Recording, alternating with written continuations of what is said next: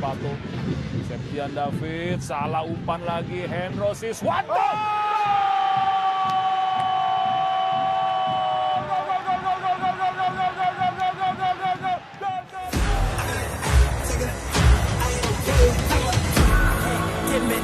Give me, brought me back to life. Give me, brought me back to life. Give me, brought me back to life. Give me, now I'm living twice. Yeah, I woke alive and no change in my mind, no it had to be God. Ric Flair, yeah, you let your boy and I'm having a hard time. Cause I gotta speak it, no cover, repeat it in public. And Jesus can touch it, the healing is coming, the feeling is stunning. And we never die at my funeral, above this life. Ya, halo ya teman-teman ya, kembali di channelnya Level Fitness ya. Hari ini kita kedatangan tamu yang sangat spesial ya. Ini kalau buat saya pribadi living legend ya, pemain Tuban yang sudah kemana-mana lah, Mas Hendro Siswanto. Selamat sore Mas. Sore. Pertama-tama saya mau ngucapin dulu ya, selamat menjalankan ibadah puasa ini. Kebetulan Mas Hendro juga lagi puasa ya. Selain ini sebelum interview ini latihan tadi ya Mas ya? Ya, alhamdulillah. Latihan dulu, ini fisiknya luar biasa. Mas Hendro, mungkin teman-teman biar kenal dulu ya, mungkin dikasih perkenalan sedikit dong, background. Sekarang terakhir main di klub mana, kemudian awal mulanya dari mana. Tapi saya bisa pastikan Mas Hendro ini asli orang Tuban. Dan bener-bener saya ngefans banget lah sama Mas Hendro ini. Silakan, Mas. Saya Hendro Siswanto, saya lahir di Tuban, asli Tuban, tepatnya di Desa Siarjo, Rembes. Ya. Klub terakhir kemarin ini Borneo FC. Ya, dulu kecil ya, tetap latihannya tetap di Tuban, di Semen Gresik, dulu ada diklat Semen Gresik Mas. Jadi sempat di situ dari desa ikut seleksi, terus setelah ke Persatu, terus diambil diklat Semen Gresik lah. Dari situ mulai menatap pengen menjadi pemain sepak bola profesional. Ya, saya ingin urutkan dulu Mas Hendro, dari SSB Tuban, kemudian ke klub profesional pertamanya di mana? Dari SSB itu lama Mas, dari SMP kelas 3 ya, ke Persatu Junior, habis itu ke diklat Semen Gresik sama Pak Andi, lama sampai kelas 3 SMK. Ya. Habis itu ada seleksi timnas di Kanjuruhan, seleksi timnas U17 waktu itu. Setelah masuk, dari timnas itu baru saya mulai karir sepak bola. Dari timnas keluar, terus timnas U19, timnas U20. Habis itu baru ke tim pertama Liga 1 itu di PSIS Semarang. PSIS Semarang. Berarti pertama kali kontrak profesional langsung Liga 1? Pertama kali profesional ya habis PON, terus PSIS Semarang ya. PSIS Semarang berapa lama Mas Hendro? 1 tahun Mas, tapi sempet tapi itu junior, habis Persatu Junior kan ada jedanya tuh. Persatu gak lolos, terus saya ikut ke Persida Junior, Persida Sidoarjo yang junior, tapi yang tingkat nasionalnya. Setelah di junior diikutin ke seniornya Persida. Setelah di Persida yang Liga 2 habis itu selesai baru mulai ke PSIS. Ke PSIS. Setelah dari Semarang pindah ke klub mana ya? Setelah Semarang ke Persiba Balikpapan. 2010 ke Persiba Balikpapan 1 tahun. Setelah ke Persiba Balikpapan baru pulang ke Persela. Oh Persela, saya pakai jersinya Persela ya. Persela. Saya supporternya Persela teman-teman ya, karena di Tuban Persatu main di Liga 4 bahkan sekarang saya nontonnya Persela, tapi terakhir tidak lolos lagi, sayang ini. Nah kalau ngomong Persela, kira-kira Mas Hendro ada keinginan balik ke Persela nggak ini? Insya Allah Mas, kalau takdirnya ke Persela ya Insya Allah, nggak tahu ke depannya seperti apa. Deket dari rumah ya kalau Persela ya, stadionnya juga baru. Stadionnya kemarin saya lewat, stadionnya memang top, bagus ya. Ya kalah nih, selama ini kan pinjem di Tuban. Oke, habis dari Persela ke Arema kelihatannya ya, dimana? Setelah Persela ya, terus emang kan tujuan utama dari karir saya dulu kan cita-citanya emang menjadi pemain Arema, karena kan backgroundnya pelatih saya di Diklat kan mantan pemain Arema mas, Andi, namanya Pak Andi Robot itu kan dulu pemain. Jadi ceritanya itu yang diceritain cuma Arema, akhirnya ya keinginan dulu waktu sering lihat TV kan ada Persebaya, yang bilang kan Persebaya, Arema, Persik Kediri, terus PSIS Semarang, Persija, udah itu aja. Cuma nggak tahu kenapa waktu itu hatinya pengen ke Arema, udah itu aja sih mas. Berarti waktu itu mainnya di Persela bagus dong, sampai akhirnya ada tawaran dari Arema. Apa memang sudah ada arahnya mau ke sana atau seperti apalah? Saya mungkin kurang tahu itu waktu itu. Kalau bagus enggaknya sih tergantung penilaian orang masing-masing mas ya. Kalau saya sendiri juga nggak tahu mainnya bagus apa enggak, karena waktu itu waktu habis di Persela kan ada panggilan timnas U23 SEA Games yang kita dapat juara 2 itu. Nah, setelah waktu itu di hotel timnas itu ketemu sama pelatih barunya Arema waktu itu sama Kurnia Mega kan. Jadi ditengahi juga sama Kurnia Mega sama pelatih namanya Milu waktu itu, habis itu diajak ke Arema, ya mungkin menurut saya itu kesempatan paling besar lah untuk bisa masuk ke Arema, karena zaman dulu kan masuk ke senior itu susah sekali mas, keras nggak kayak sekarang ya. Kalau sekarang kan enak, ada kloter pemain di bawah U23, jadi pemain di tim senior kan harus ada pemain muda, mau nggak mau kan harus ada pemain muda. Jadi sekarang agak lebih gampang. Kalau zaman dulu kan enggak ya, senior nggak ada aturan, senior semua gitu ya. Apalagi zaman dulu kan kejem mas seniornya. Kalau sekarang baik-baik, kalau zaman dulu waduh bisa sliding di perut. Jadi akhirnya ke Arema. Awal-awal di Arema dulu settle-nya gimana? Saya sendiri juga masih kecil ya, masih muda, mungkin dulu nggak banyak ngelihat Mas Hendro gitu pada waktu-waktu itu.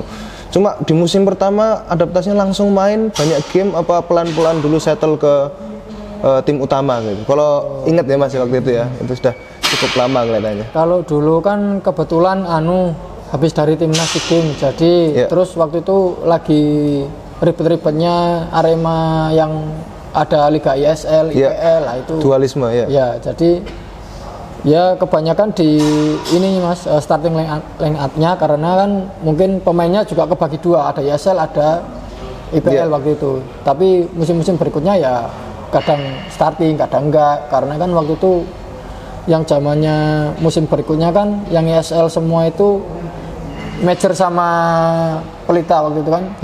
Jadi pemainnya bagus-bagus, ada Safi Sali, ada kayak Greg Nokulu, jadi Christian Gonzalez dan lain-lain kan. Jadi agak ada Bustomi juga, jadi agak susah untuk ke starting line up. Jadi kita dapatnya ya bertahap. Selama 10 tahun ya Mas di Arema ya. 10 tahun. Kira-kira Mas Hendro describe-nya gimana atau mendeskripsikannya gimana? Apakah happy, apakah masih merasa saya bisa lebih nih, atau sudah puas dengan selama 10 tahun di klub idolanya Mas Hendro berarti ya, Arema gitu?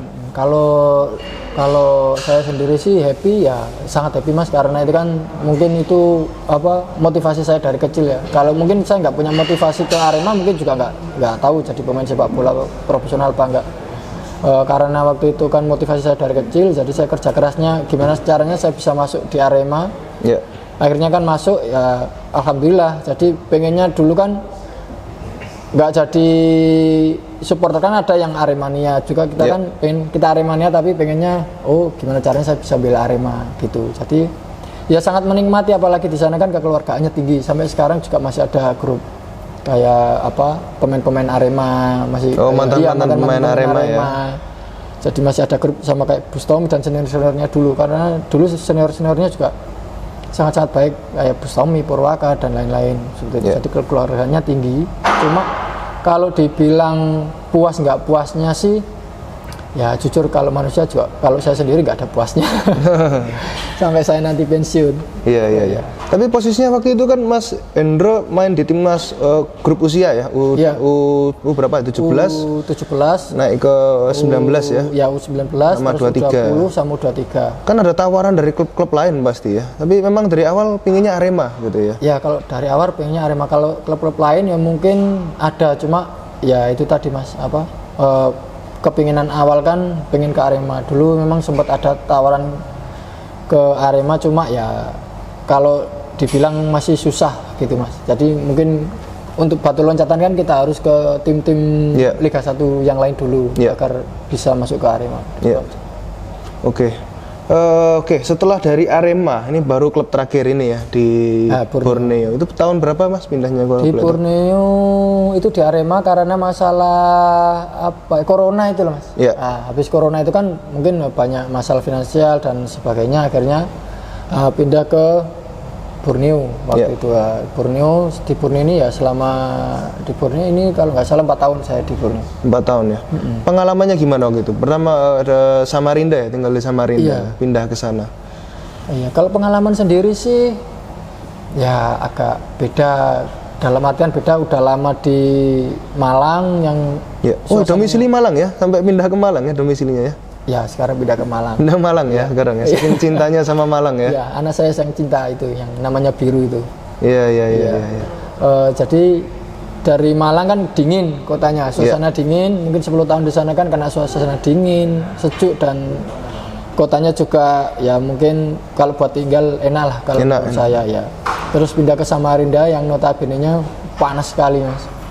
Panas sekali, di sana latihan 4:30 itu kayak latihan jam 2:30 rasanya. Jadi, padahal 4:30 ya. Jadi awal-awal ya penyesuaian. Iya, penyesuaian lah. Terus jauh dari keluarga juga kan Mas. Jadi ya agak berat di awal, tapi setelahnya ya sudah biasa sih, karena kan sebelumnya juga pernah sering ke luar pulau pulau ya. Untuk andeng ya. Untuk adaptasinya itu masih enggak musim pertama langsung katanya langsung di starting line up katanya waktu itu ya. Ya, alhamdulillah kalau di Borneo musim pertama langsung starting line up karena ya adaptasinya juga sedikit gampang lah Mas, karena kan ada mantan teman-teman yang sebelumnya satu tim, yang di Persiba ada dulu, terus yang di Arema juga ada. Jadi teman-teman yang lain juga ada di Borneo, jadi nggak terlalu susah buat adaptasi itu kalau dalam segi permainan, karena pelatihnya juga waktu itu dari Arema, Gomez ngelatih Arema dulu sebelum corona. Gomez Oliveira, beda ya, bukan ya? Siapa itu? Iya, pokoknya Gomez nggak salah itu. Iya. Pelatih Brazil? Bukan Brazil, beda Argentina ya. Oh, Argentina. Mario Gomez yang dulu Persib, terus dia kan ke Arema sebelum corona. Habis corona dia pindah ke Borneo lagi kan, terus saya diajak ke sana, ya ikut dia ke sana. Oke, di Borneo selama 4 tahun, ini baru terakhir kita barusan ngepost ya, mengucapkan perpisahan ya ke para fans Borneo ini. Nah ini setelah ini masih belum tahu Mas Hendro mau berkarir di mana, masih menunggu waktu gitu berarti ya. Kalau sekarang masih belum tahu, cuma ya ada beberapa klub yang nawarin, cuma masih belum tahu. Jadi mungkin lebih enaknya sih menurut saya sih nunggu selesai musim, mungkin kita baru bisa leluasa memilih yang mana yang terbaik buat saya dan keluarga.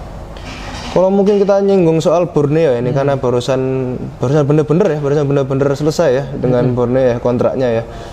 Pengalamannya gimana selama di Borneo ini, biar para fans Borneo ini tahu ini Mas Hendro ketika di sana bagaimana? Pengalamannya sih dari segi manajemen sih enak ya Mas ya, karena awal-awal dulu kan saya di sana juga mungkin ya sudah kenal sama Bos Nabil ya. Kalau Bos Nabil itu memang orangnya dia baik sekali, kalau sama pemain itu ya baik sekali, kayak kita temenan kalau di luar sepak bola.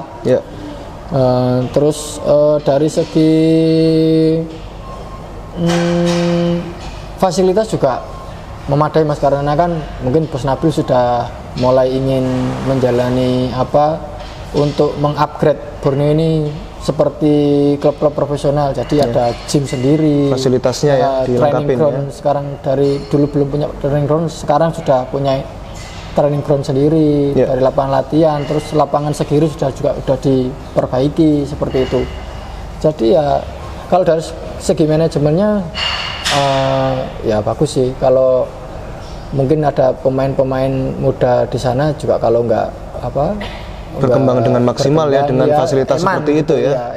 Karena sekarang kan banyak pemain dari luar yang masuk ke Borneo, lebih banyak dari luar daripada asli Borneo-nya sendiri gitu. Oke. Kalau ini Mas, saya membahas soal timnas ya, timnas senior juga Mas Hendro pernah main di timnas senior ya? Alhamdulillah lebih ya, berapa lah ya. 6 kali ya kalau saya lihat dari datanya. Kalau nggak salah sih iya. Ya. Tapi di kelompok umur banyak banget ya waktu itu ya. Kalau kelompok umur ya itu tadi ya 16 17, 19, terus U23 seperti itu sama U20. Ya. Mengingat banyaknya ya, sedikit pemain Tuban yang berseragam timnas gitu. Kira-kira perasaannya waktu pertama kali dipanggil ke timnas senior gimana, Mas Hendro pada waktu itu? Atau mungkin diceritain dikit lah waktu itu dipanggilnya seperti apa?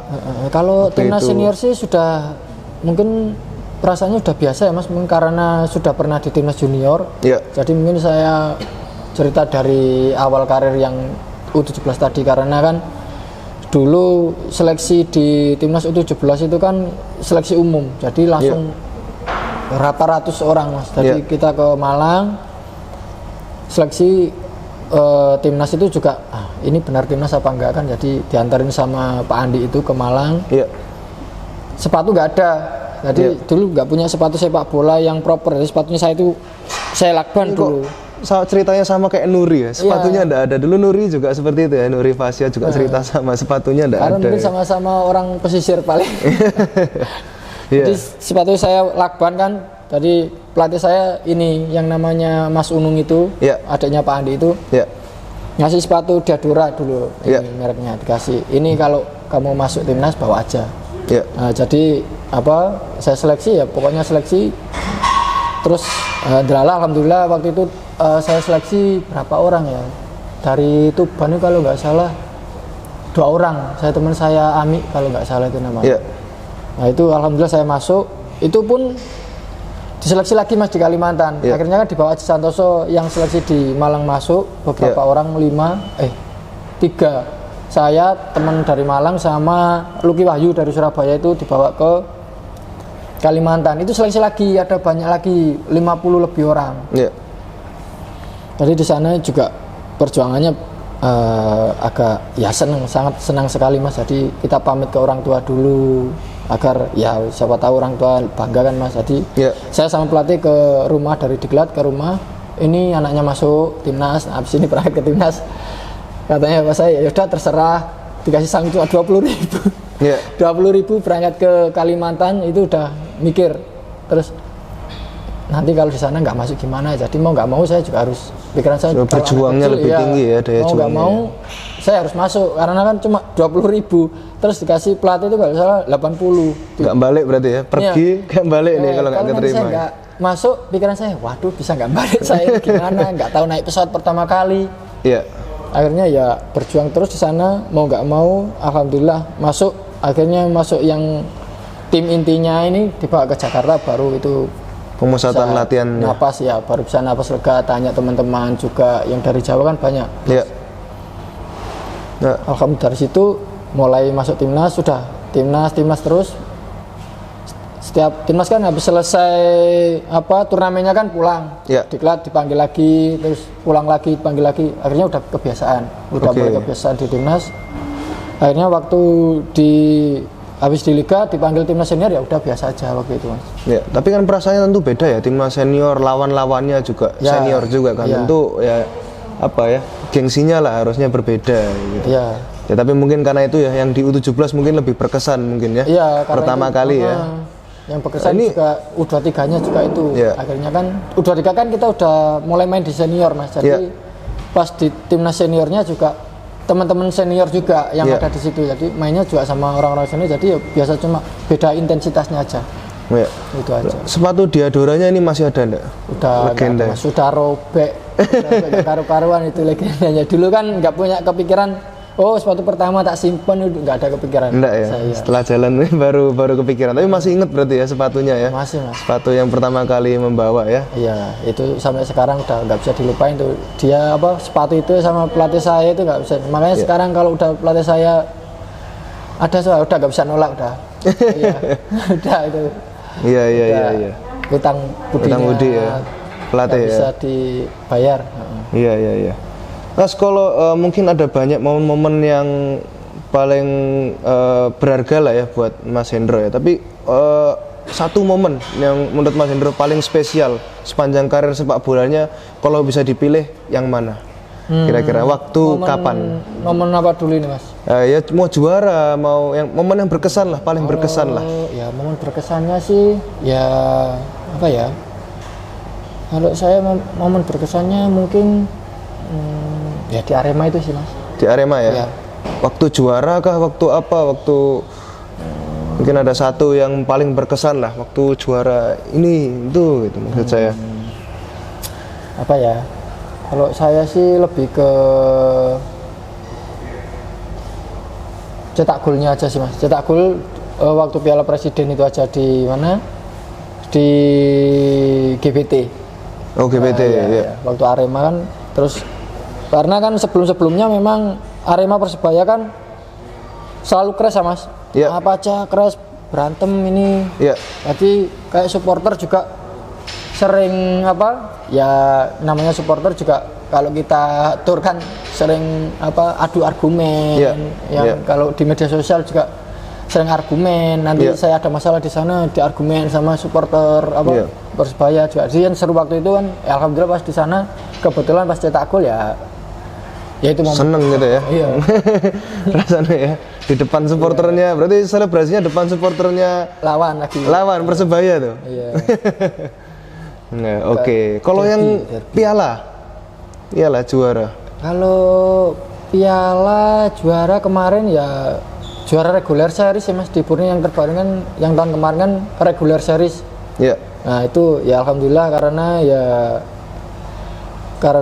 ya itu tadi apa ya mungkin juara reguler yang terbaru lah intinya. Yeah. Kalau dulu kan sebelumnya ya juara gitu-gitu aja sih Mas. Iya.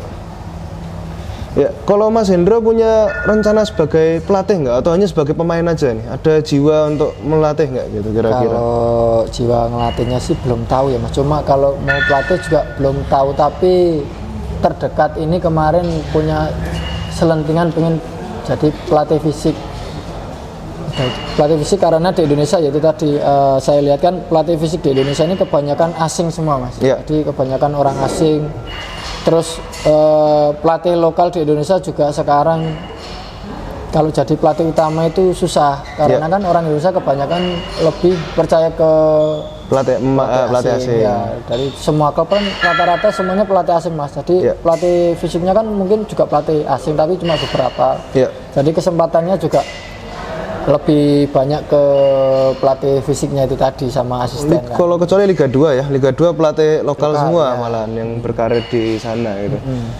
Tapi pelatih fisik itu kayaknya lebih seru dan sekolahnya juga nggak yang sampai pro sampai tinggi-tinggi mungkin udah bisa. Saya akan simpan pelatih fisik ini untuk nanti pertanyaan karena ini berhubungan sama level fitness dan saya juga tertarik sekali untuk dengerin menu latihannya Mas Hendro gitu ya. Cuma kalau ini Mas, rencana untuk balik ke Tuban, kemudian mengembangkan klub Tuban ya saat ini Persatu ada di Liga 4, itu ada keinginan nggak Mas kira-kira untuk lihat sepak bolanya Tuban itu maju gitu? Karena saya pribadi pingin sebenarnya, cuma belum ada kapasitas untuk membantu Persatu ke sana. Untuk Mas Hendro, kira-kira ada nggak rencana nih untuk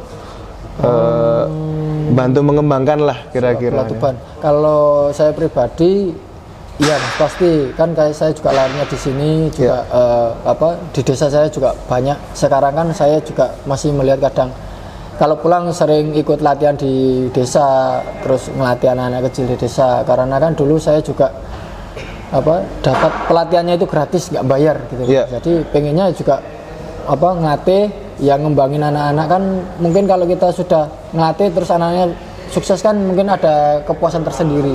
Pasti. Jadi pasti kalau dari segi saya pribadi inginnya ya kalau kota saya ini maju gitu ya, maksudnya iri sama kota-kota lain kayak Lamongan, saya juga setuju ya yang semuanya udah masuk TV Liga 2 kadang dulu sempat Liga 1 kan. Kalau Tuban ini kok nggak ada gitu, jadi kayak ya iri aja gitu.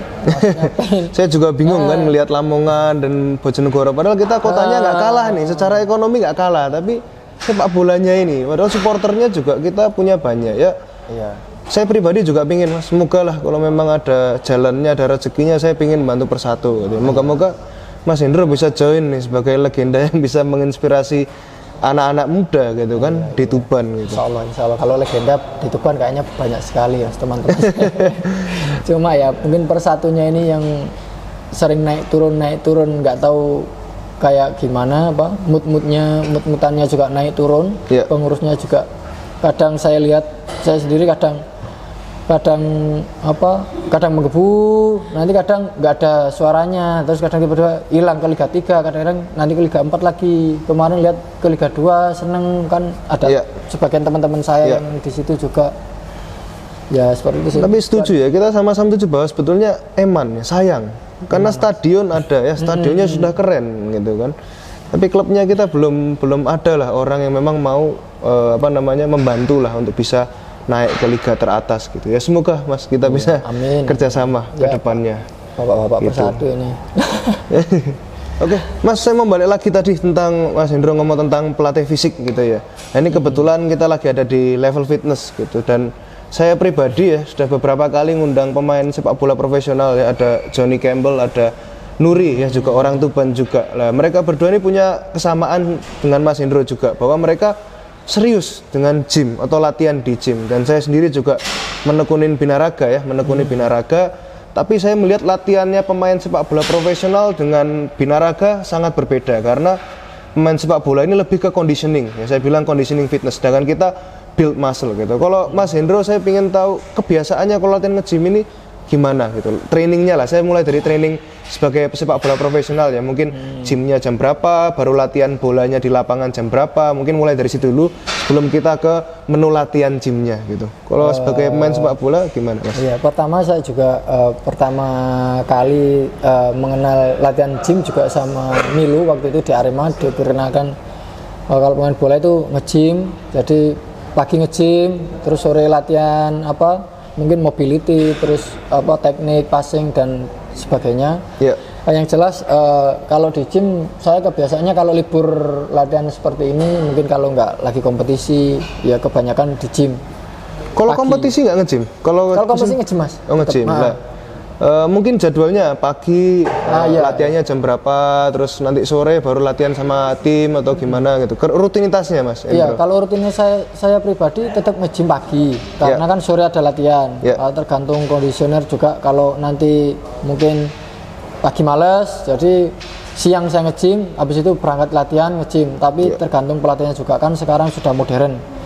Bola modern kan sudah mulai ke fisik, jadi pelatih fisik yang sekarang ini juga lebih ke gym Mas. Jadi kita kadang sore nge-gym, terus sore kita ada latihan sprint, ada latihan teknik, tergantung. Kalau nanti di gymnya pagi, di sorenya kita ada teknik dan sebagainya. Ada juga pelatih yang biasanya ke precision. Kalau precision beda lagi. Kadang nanti ada pagi gym, terus nanti sore ada gym dikit. Jadi di lapangan itu ada gymnya yang sedikit itu, gym beberapa. Pakai alat-alat gitu ya di lapangan ya. Buat persiapan kalau kita mau latihan, kan ada latihan ke endurance otot, ada nanti latihan ke eksplosif, strength. Nah itu nanti pelatihnya yang memilih sendiri ya untuk persiapan ke latihan. Kalau saya sendiri ya di sini pagi. Paling persiapan kalau hari ini strength, besok mungkin agility, besoknya lagi mungkin eksplosif, udah gitu-gitu aja semua. Tapi ketika bersama tim memang ada program dari pelatih fisiknya?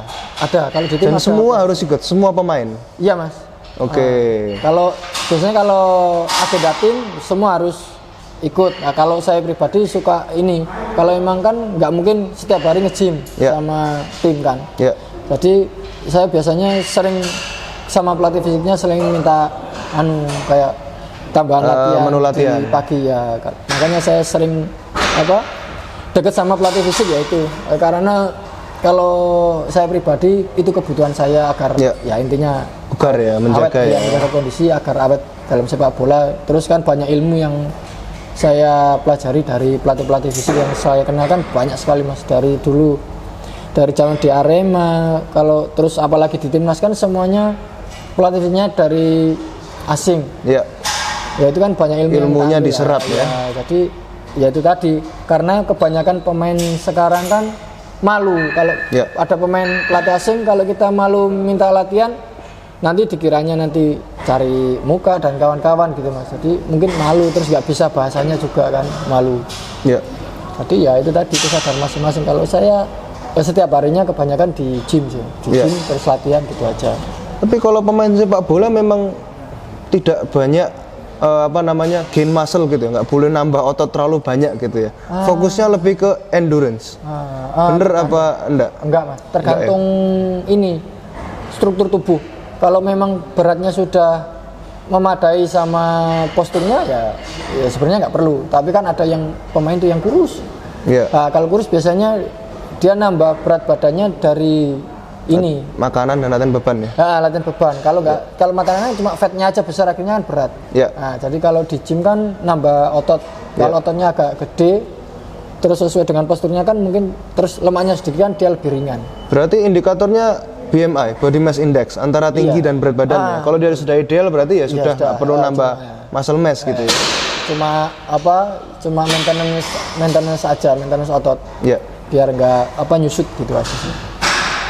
Oke, berarti fokusnya lebih ke selain itu ya, selain build muscle, berarti lebih ke endurance juga ya latihannya ya. Iya, kalau saya sih fokusnya lebih ke endurance otot sama eksplosif Mas. Tadi saya lihat juga latihan abs ya, core perut ya. Ya harus itu biasanya, karena ya itu tadi setiap mau latihan biasanya pelatih itu kan pemanasannya ada core untuk mempersiapkan otot-otot biar nggak cedera itu. Iya.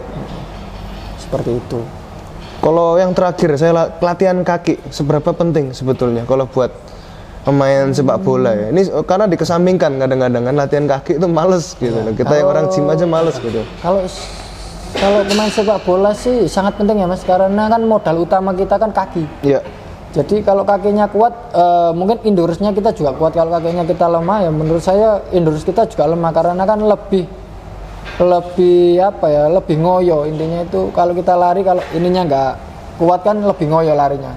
Tapi kalau otot kakinya kuat kan, endurance-nya otot kakinya kuat, lebih ringan. Lari ringan, mungkin napas juga nggak terlalu ngos-ngosan juga sih Mas.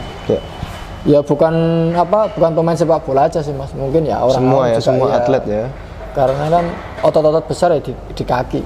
Seperti itu. Sebetulnya kan kalau kita ngomong di gym ya, itu juga bukan hanya membentuk otot atau membentuk endurance, sebetulnya juga untuk prevent cedera atau injury ya. Pengaruh nggak kira-kira Mas, sepanjang dulu yang orang yang menjaga kebugaran di gym pemain sepak bola ya, dengan yang tidak nge-gym sama sekali ini, pengaruh nggak kira-kira tentang kebugarannya sama cederanya gitu? Kalau menurut saya pribadi sih pengaruh sih Mas, tergantung intensitasnya kan. Harus tahu juga kapan latihan, nanti ada sore latihan keras, mungkin hari ini gymnya lebih ringan atau libur gym dulu, seperti itu sih. Yang kalau menurut saya gym ya sangat penting sih Mas, itu ngaruh sekali Mas. Ya ada beberapa mungkin teman-teman saya yang ya mungkin seumuran saya kan juga ya kalau dibilang dia nggak suka nge-gym lah intinya. Dari dulu buat apa nge-gym, sepak bola, main bola bukan jadi binaraga dan sebagainya kan.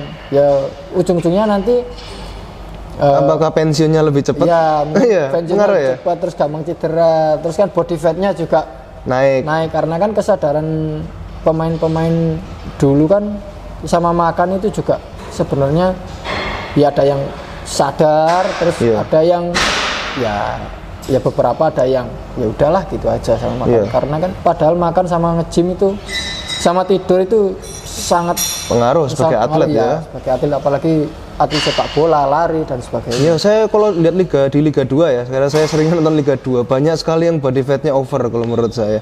Di Persela pun saya punya pemain favorit sebetulnya Mas Wawan. Tapi body fatnya kelebihan itu Mas Wawan Febrianto. Larinya kenceng Mas, dribblenya masih bagus ya. Oh itu dribblenya ya makanya. Itu teknik paling top dulu di Borneo, dia teknik shooting, crossing ya itu paling top. Saya lihat mainnya enak, passingnya enak, dribblenya enak, shootingnya, crossingnya mantep. Tapi body fatnya ini agak kelebihan katanya kalau Mas Wawan. Tapi saya ngefans sama mainnya dia gitu, keren menurut saya. Dulu saya di Borneo sama dia sering taruhan itu kalau shootingan. Top soal dia. Sekarang di Persela, terakhir dia main di Persela. Di Persela. Kemarin saya juga WA dia. Iya. Biar Persela naik kan, ternyata nggak naik. Mau tak panggil ini kelihatannya, mau tak panggil ke sini nih. Aku ngefans bener sama Mas Afan ini. Persela kemarin dia yang ngobrak-ngabrik pertahanan itu. Udah utang jersey sama saya dia. Nah, ditagih. Iya. Oke, ya, saya kira sudah ngobrol cukup panjang ya Mas ya. Mungkin Siap. mungkin pesan-pesan deh dari Mas Hendro ya buat pesepak bola anak-anak muda ya yang mau jadi pemain sepak bola profesional, terutama juga anak-anak Tuban nih, karena ya pada saat ini agak susah nyalurin Mas, dengan Persatu ndak ada, mereka harus keluar gitu dari Tuban untuk menyalurkan bakat mereka. Pesan-pesannya apa buat anak-anak muda ini?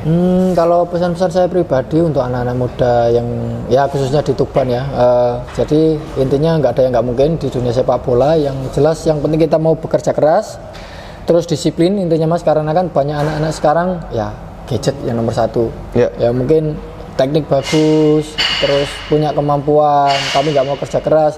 Oke, dia kerja keras, tapi nanti malam main HP sampai jam 2, jam 3, atau Mobile Legend apa-apa, ya itu juga mempengaruhi Mas. Terus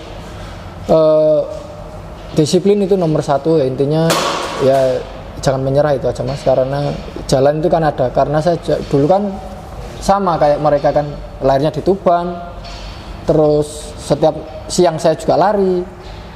Ada juga dulu, mungkin anak-anak Tuban sekarang mungkin malu kalau anak muda diteriakin kalau lari mau kemana, timnas tutup, saya sudah sering. Jadi kuping saya juga udah merah dulu kan, mungkin udah pakai headset kalau zaman sekarang.